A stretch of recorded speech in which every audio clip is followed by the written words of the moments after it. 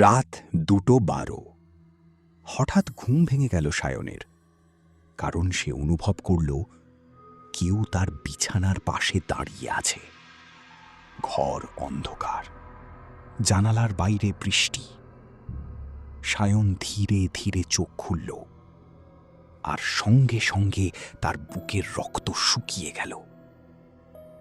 বিছানার পাশে দাঁড়িয়ে আছে তিথি, তার স্ত্রী। হাসছে, চুপচাপ তাকিয়ে আছে। কিন্তু তিথি 7 দিন আগে মারা গেছে। সায়ন বিছানা থেকে লাফিয়ে উঠল। কি? মেয়েটা মাথা কাত করল, একদম তিথির মতো। এত ভয় পাচ্ছ কেন? সায়নের গলা শুকিয়ে গেল। তুই তিথি না? মেয়েটা হাসল। তাহলে গতকাল রাতে আমার কবরটা কি খুলেছিল? সায়নের নিঃশ্বাস বন্ধ হয়ে গেল, কারণ গত রাতে সে সত্যিই কবরস্থানে গিয়েছিল, আর এই কথা কেউ জানে না। তুই কে? মেয়েটার হাসি মিলিয়ে গেল। তুমি আমাকে খুব ভালোবাসতে, তাই না? চুপ কর। তাহলে আমার মুখটা শেষবার দেখতে গিয়েছিলে কেন? সায়নের হাত কাঁপছে, কারণ সবকিছু সত্যি। হঠাৎ বিদ্যুৎ চমকালো। 1 সেকেন্ডের জন্য ঘর আলোকিত হলো, আর তখন সায়ন দেখল তিথির পা নেই। সে মাটির কয়েক ইঞ্চি ওপরে ভাসছে। আবার অন্ধকার, তিথি নেই, অদৃশ্য। পরদিন সকালে সায়ন নিজেকে বোঝালো সবটাই দুঃস্বপ্ন। কিন্তু বাথরুমে গিয়ে তার বুক ঠান্ডা হয়ে গেল। আয়নায় লাল লিপস্টিক দিয়ে লেখা, আমি ফিরে এসেছি।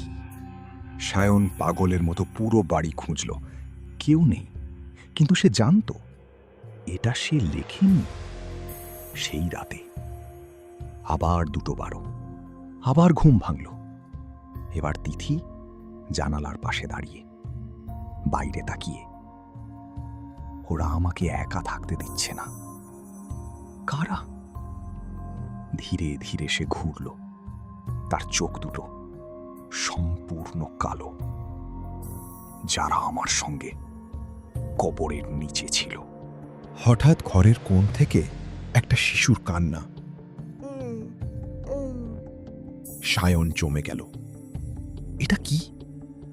তিথি ধীরে বলল, ওরা এসেছে। ঘরের অন্ধকারে একটা ছোট্ট ছায়া নড়ল, তারপর আরেকটা, তারপর আরো, যেন অনেকগুলো মানুষ দাঁড়িয়ে আছে।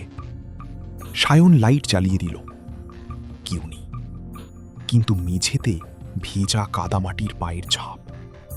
অনেকগুলো, আর সবগুলো তার বিছানার নিচে গিয়ে শেষ হয়েছে। সায়নের বুক কাঁপতে লাগলো। ধীরে ধীরে নিচে তাকালো। অন্ধকার, শুধু অন্ধকার। ঠিক তখনই বিছানার নিচ থেকে একটা গলা। সায়ন, তার স্ত্রীর গলা। সায়ন পিছিয়ে গেল। তিথি তো সামনে দাঁড়িয়ে। আবার গলা এলো, এবার আরো কাছে। সায়ন, আমাকে বের করো। সায়ন ধীরে ধীরে মাথা তুলল, আর দেখল জানালার পাশে দাঁড়িয়ে থাকা তিথি হাসছে, একটা অস্বাভাবিক হাসি। ওটা আমি নই। হঠাৎ বিছানার নিচ থেকে একটা হাত বেরিয়ে এলো, পচা, মাটিতে ভরা। তারপর আরেকটা। ঠিক তখনই বিছানার নিচ থেকে একটা গলা। সায়ন, তার স্ত্রীর গলা। সায়ন পিছিয়ে গেল। তিথি তো সামনে দাঁড়িয়ে। আবার গলা এলো, এবার আরো কাছে। সায়ন, আমাকে বের করো। সায়ন ধীরে ধীরে মাথা তুলল, আর দেখল জানালার পাশে দাঁড়িয়ে থাকা তিথি হাসছে, একটা অস্বাভাবিক হাসি। ওটা আমি নই। হঠাৎ বিছানার নিচ থেকে একটা হাত বেরিয়ে এলো, পচা, মাটিতে ভরা। তারপর আরেকটা, আরেকটা। একটা মেয়ে হামাগুড়ি দিয়ে বেরিয়ে এলো। তার মুখ তিথির। সায়ন চিৎকার করে উঠল, না! এবার দুটো তিথি, একটা জানালার পাশে, একটা বিছানার নিচে। দুজনেই হাসছে, একসাথে বলল, আসলটা কে? সায়ন পাগলের মতো দরজার দিকে দৌড় দিল, কিন্তু দরজা খুলল না, জানালা খুলল না, ফোনে নেটওয়ার্ক নেই। হঠাৎ দুই তিথি একসাথে তার দিকে হাঁটতে শুরু করল। একজন বলল, আমি তোমার স্ত্রী।